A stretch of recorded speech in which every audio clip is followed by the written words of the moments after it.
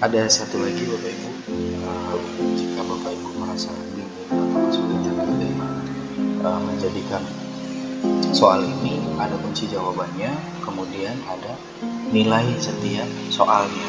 Nah, caranya yang pertama itu Bapak Ibu hanya perlu masuk ke buku setelan, kemudian jadikan sebagai kuis. Nah, ini diaktifkan. Kalau di nonaktif, nah pasti seperti ini diaktifkan saja. Ini diaktifkan, kemudian pertanyaan tak terjawab biarkan saja seperti ini, dikosongkan atau diancek, diancek. Setelah selesai, baru masuk ke menu pertanyaan, maka akan muncul kunci jawaban. Oke, sebagai perbandingan kita akan buktikan. Kalau misalkan jadikan ini sebagai kuisnya kita nonaktif, maka di sini tidak ada tulisan kunci jawaban seperti itu.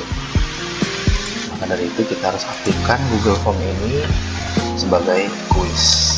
Oke, kita buat kunci jawaban pada nomor 1. Kunci jawabannya nilainya 2. Anggap saja jawaban yang paling tepat dari nomor 1 itu adalah yang D. Kemudian kita klik selesai, maka poin total akan berubah menjadi 2. Kemudian di soal selanjutnya kita lakukan yang sama. Kita beri kunci jawaban, kita beri nilai atau poinnya, kemudian kita pilih jawaban yang paling tepat dari soal nomor 2 itu yang mana. Kita asumsikan jawaban yang paling tepatnya adalah E. Maka klik selesai. Setelah itu poin akan bertambah menjadi 4. Lakukan hal yang sama sampai ke soal terakhir, pilihan ganda. Setelah itu Bapak Ibu bisa melihat bagaimana progresnya. Kemudian karena soal ini bersifat wajib diisi, maka centang wajib diisinya ini harus diaktifkan. Jadi kalau misalkan di nonaktif, nanti anak tidak mengerjakan soal nomor 2 bisa saja, tapi karena diaktifkan wajib diisi, maka anak tidak bisa mengirim soal kalau misalkan ada soal yang belum diisi. Seperti itu ringkasnya, seperti itu Bapak Ibu. Kemudian ada pertanyaan misalkan, Pak, cara kirim soal Google Form yang sudah kami buat mau dikirim ke akun SMK itu bagaimana caranya? Nah, caranya seperti ini Bapak Ibu. Bapak Ibu masuk ke dalam menu kirim, kemudian di sini tinggal tambahkan editor atau tambahkan kolaborator. Kita klik tambahkan editor.